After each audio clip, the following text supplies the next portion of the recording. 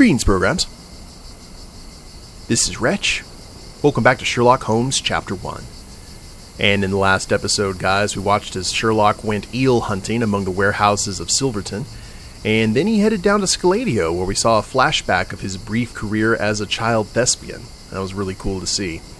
Now we need to decide on a new case, and we've got some good ones here. We've got the missing shopkeeper, what was did in the shadows, that I kind of want to hold off, just because I think it's going to be awesome. But I think we're going to go ahead and continue on with the main story and do the Muse from Abroad, just because I think that guy's going to stay in our house at Stonewood Manor until we do this. So we need to head to this art gallery, which is at Caravanserai, at the crossroads of Bazaar Road and Hermes Avenue in the Old City. So there's Bazaar Road. Oh. Okay, that is a big sucker. So we'll just fast travel here to the Old City Market. It is nighttime. I wanted to kind of have cases go on at both night and day. And we just continue on this road. Let's see what happens here.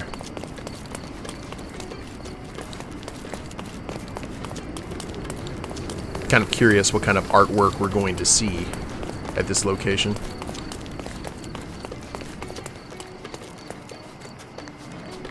I guess we just go in.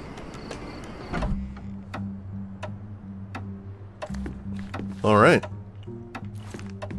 And no one to greet us at the door. Was there anything else here? Nope.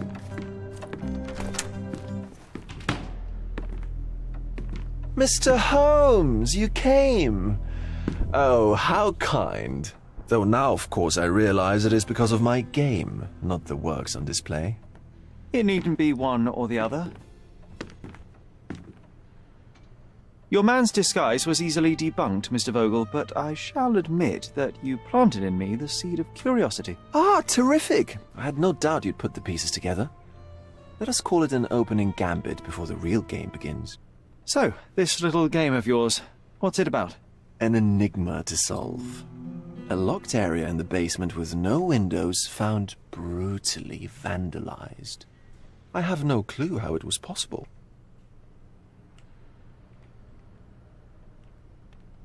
What about this intrusion? What happened? Last night, I was about to leave the gallery when I heard a noise downstairs. I went to the basement, but I didn't see anything out of the ordinary. It was admittedly a rudimentary inspection.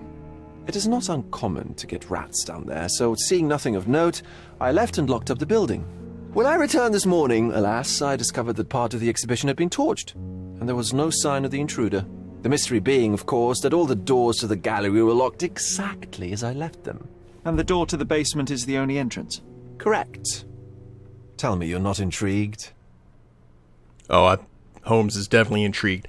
I love these shots, like where just the eyes are lit up and just half the face. It's very noir. And this locked area downstairs, what exactly was it? The under gallery. It's always shut, and I'm the only one with the key. Ah, so this is your private collection, not part of the gallery. Oh, no. It's an exclusive exhibition of eccentric pieces. Only a select cadre of artists, investors, and collectors are admitted. Not everyone deserves to have their eyes opened. Well, this matter is certainly within my wheelhouse. This intrusion troubles me. Please take a look around if you're willing. The under gallery is through the door at the end. I will see what I see. Let's go ahead and look at some of this artwork first. Guardian Spirit of the Waters, Odilon Redden. Love and Pain, Edvard Munch. This was the same guy who did The Scream. Oh, I like that one. The Yellow Christ, Paul Gauguin. Apologies if I'm butchering the pronunciation of these artists. Grave of a Suicide Victim, Wilhelm Kotarbinsky. Pope Formosus and Stephen VI, John Paul Laurens.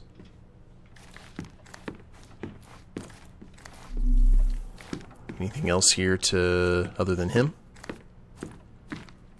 Oh, there's John. You sure you don't like art, Sherry? The Origin of the World, Gustav Corp. Yeah, that's great. That's great bush placement. The Apparition, Gustave Moreau.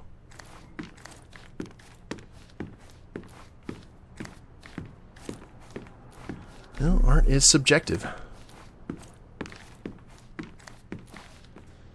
Bullington from Behind, Charles Chatanet. Uh-huh. See, that guy's sitting there smiling. He's like, yeah, I know you were looking. That satisfied kind of smirk on his face. Luncheon on the Grass, Edouard Manet. I have to say, I do like the fact that it's a very eclectic collection. Can we see anything about the sculptures? No? Normally there'd be a panel or something. Okay, that's going to lead down to the under gallery, the A.C. Swinburne Room.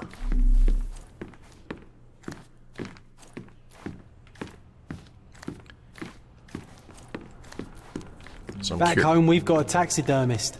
He's gonna have a heart attack when he sees what I bring him. Good God, is that a shark?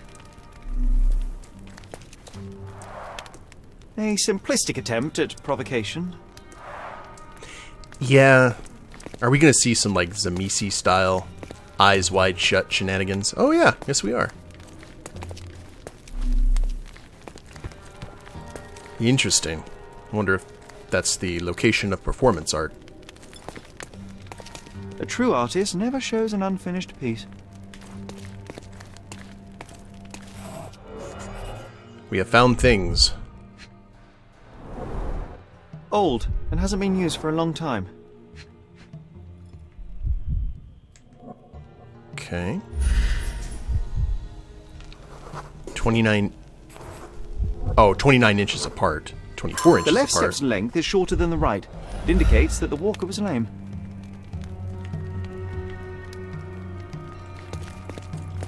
So if this hasn't been used in a while... Closed with a metal bolt. Oh. Scratches, fresh. Magnet. Okay, so it used a magnet to move the lock. Footprints. Size 9.5. Holmes in the books was always good at discerning that. I think his other specialization, he knew everything there was to know about tobacco. So we could tell via, like, cigar or cigarette droppings, like, what they smoked, where that stuff could be found. I have seen this picture in, the Sunken City, or the Sinking City game. Sodden and mold-ridden. One presumes deliberately. I like it. With a taxidermied crow.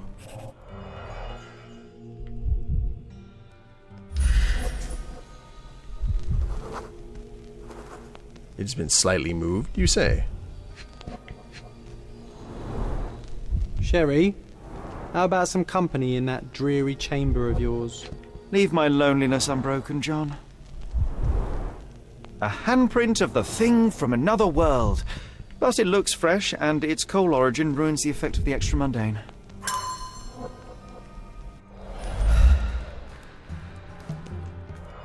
Okay, was there anything else to see here? Nope. So we whoever it was, opened this up and maybe grabbed something from the coffin. What are those sort of horrors will we see in here? Oh, this is the stuff that was burnt. Okay. Ugh, sheer vandalism.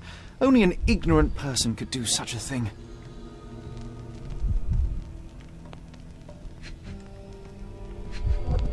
Wait, what is that?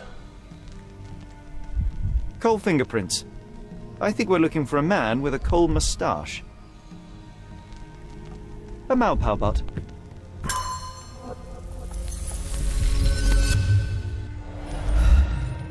Looks like we can piece together what happened. I still want to see what else we can see here.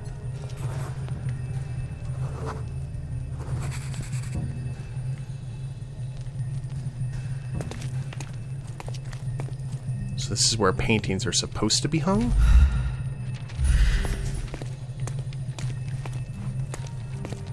Interesting.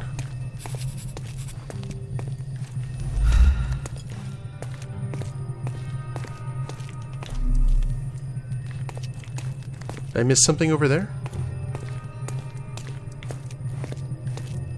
Wait, hold on.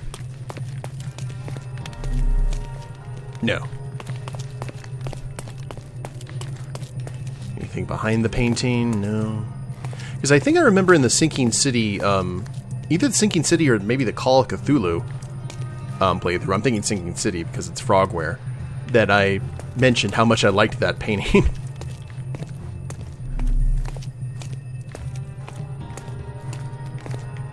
And I believe that is Saturn devouring children?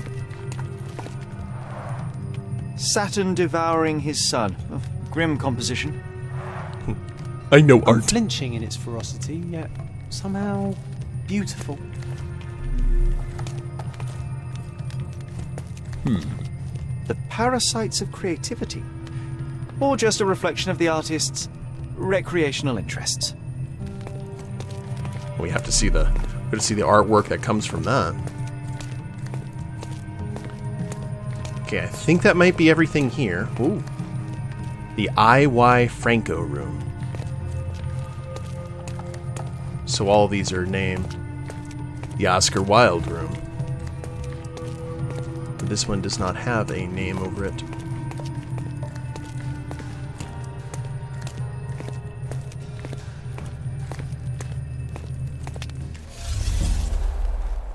I'm liking this so far.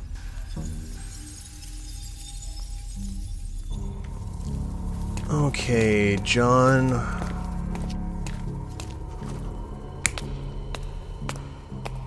So he came down. No, that's definitely him.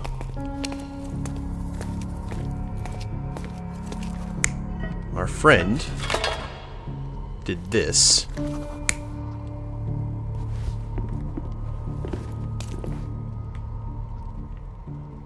Oh, really?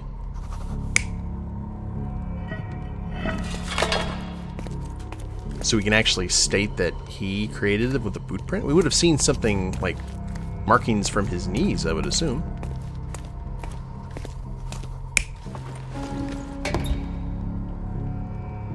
Uh-huh.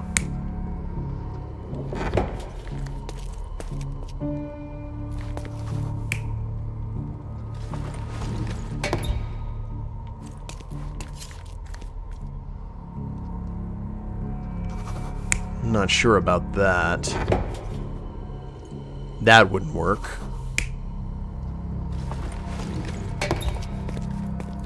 There could always been more than one.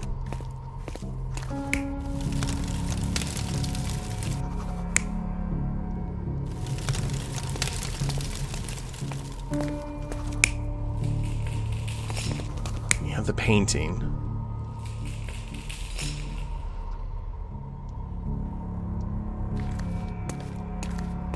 Ooh. All right, let's look at everything here. In A.C. Swinburne's room, we located a coffin with a skeleton inside, which had been slightly moved. On the coffin lid, someone had left a coal handprint.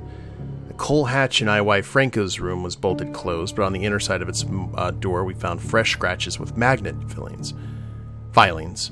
Inside the hatch, someone had left several footprints. Coal footprints trail had been left on the floor in I.Y. Franco's room. The left step is shorter than the right, which indicates lameness. And most of the paintings in Oscar Wilde's room have been removed from its hangers. Pile of ashes from burned paintings lie on the floor, but one of the frames appears to be empty. Near them, we found a Pall Mall cigarette butt with a coal fingerprint.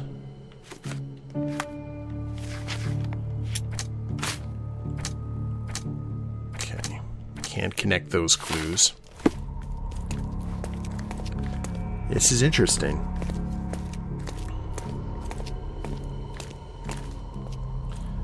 So he doesn't limp, though.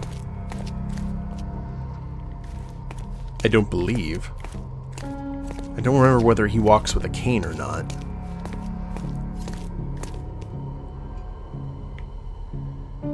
But he may have definitely been involved in whatever this is. This is the one that's, like, really bugging me. He wouldn't have left the handprint. But if a guy was hiding in the coffin and left that handprint, then...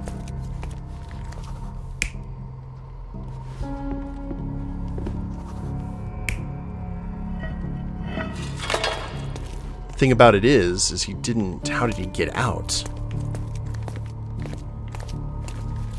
I'm gonna have to run this through in my head, guys. So I've ran it through a few times, and there's only one thing that kind of pops into my head. Check this out. So, him coming down the stairs makes sense. You have the guy with the limp came in through the coal chute. Like, him with the boots and everything just doesn't make sense at all. There'd be handprints or, you know, some sort of residue.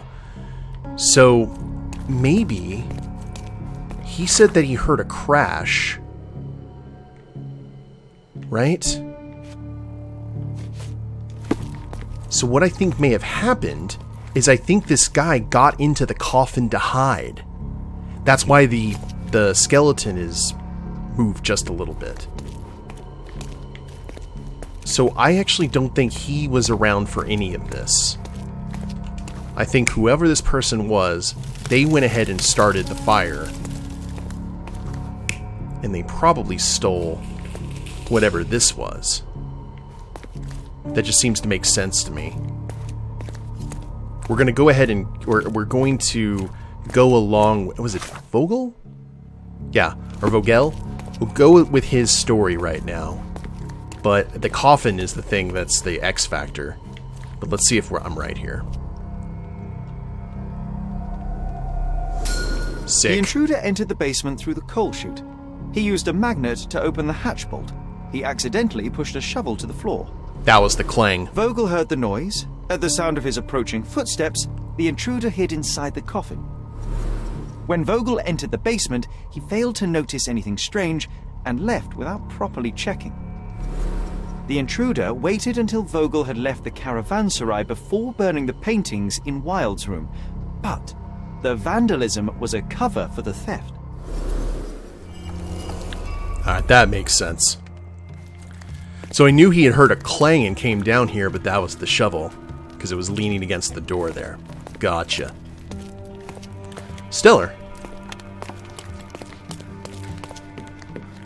Let's see what he has to say about this, and if he knows anyone with a limp.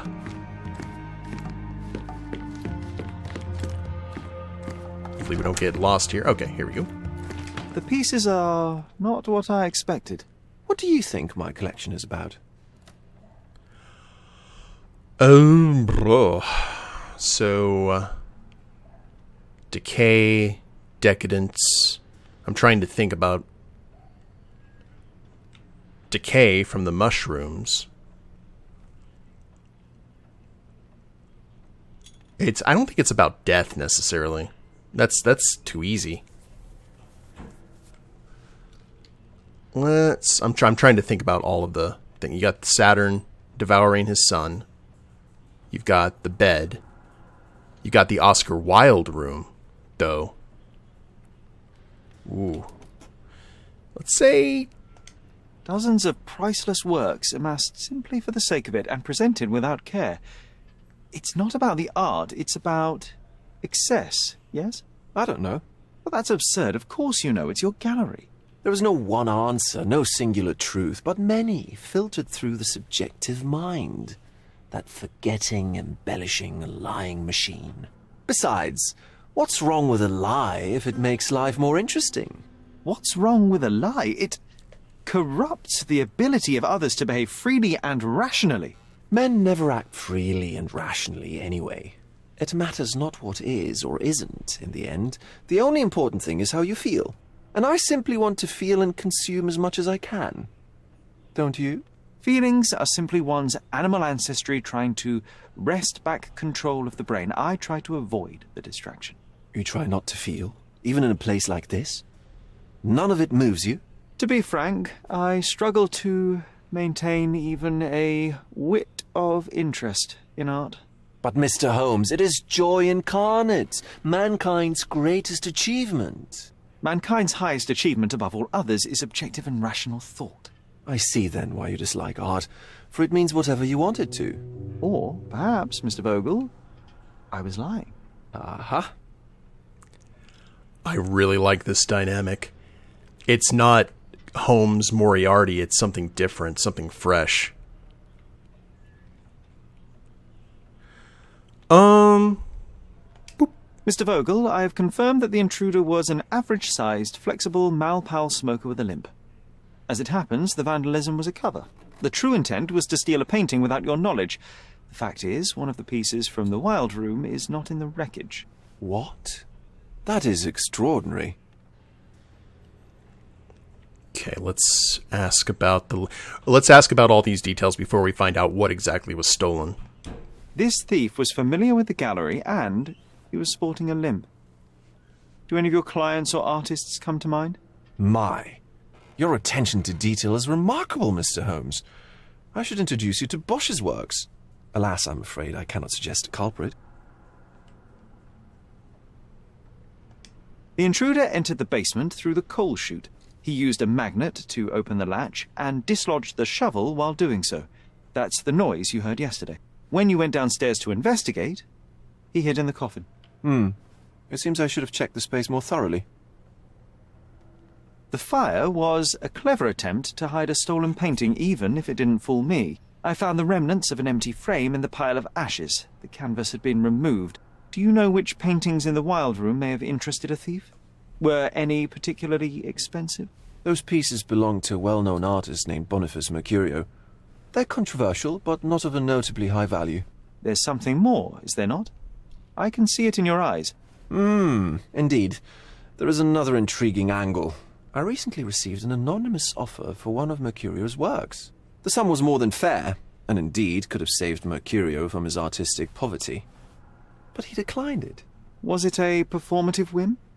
Some artists lionize pain and hardship as if their work would be worse after a meal and a hot bath. I cannot tell. But not only did he refuse the deal, he insisted on displaying the painting in the public space. I was hoping to change his mind, but artists are a special breed of stubborn. Amen. What was depicted in the piece? A bound woman, wrapped in robes, being penetrated by a red devil that stared at us, the viewer.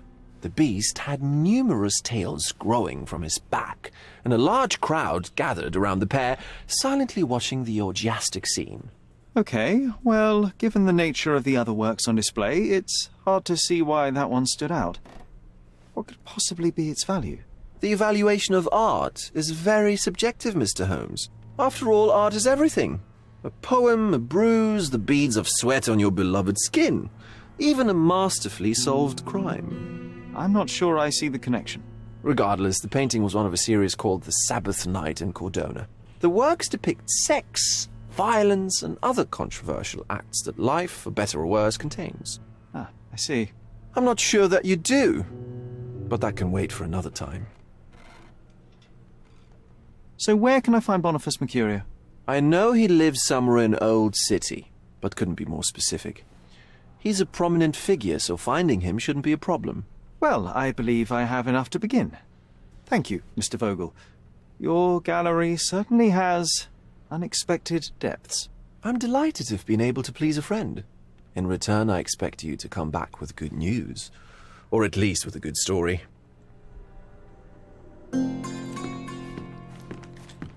Okay. Sabbath Night in Cordona. Mercurio is a prominent person. Watch what I predict's going to happen here, because this is part of the main story, is that when we find the painting, the woman is going to be Sherlock's mother. And that's going to lead down an entire, rabbit hole of unpleasantness. Okay, somewhere in Old City, Mercurio is a prominent person. Key evidence, did we find all? Yes, that's what I wanted to see.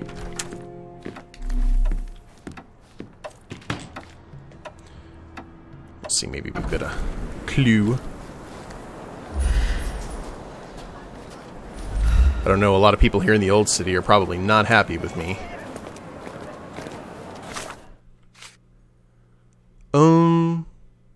Oh yeah, of course. We need to go...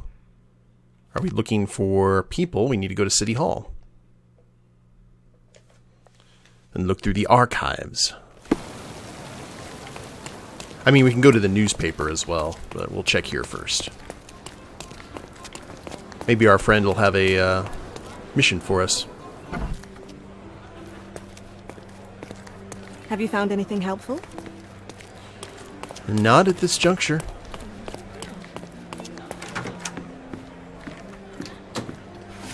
Okay, subjects, citizens. Births, marriages, deaths. Old City? Occupation. Well, no. Unless occupation is like where they live and not what they do. Alright.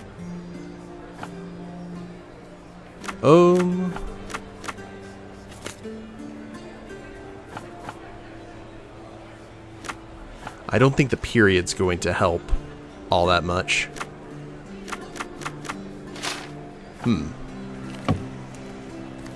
Okay. Oh, John's upset. Well, John, why you gotta be like that, man?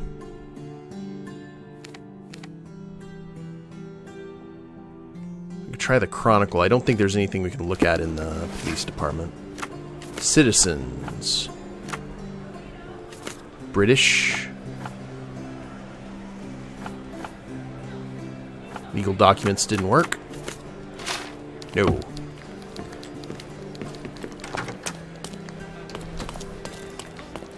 So to the newspaper it is.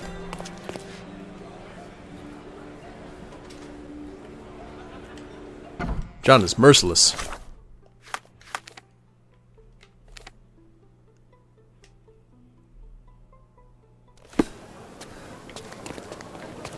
Oh, we're gonna have to talk to our friend here. Whoop. Make sure we don't run over the paperboy. I'll let you know if something else comes up. Okay. Period, people, celebrities. Alright, alright. Current events. Old City. The brawl at artists sellout. The past week has brought us a new scandal regarding the local so-called artistic hire society. It all began at the painting sellout named by local artists as the Dance of Decadence. The director of a publishing house, the Lion Darren Terwick, broke the idol by throwing a chair at a decadent artist, Boniface Mercurio. As Mr. Terwick said later, he did it because Mr. Mercurio brought dishonor to his name. The column writer graciously reminds the reader that recently Mr. Mercurio was spotted with Miss Terwick at a coffee shop, Mrs. Terwick.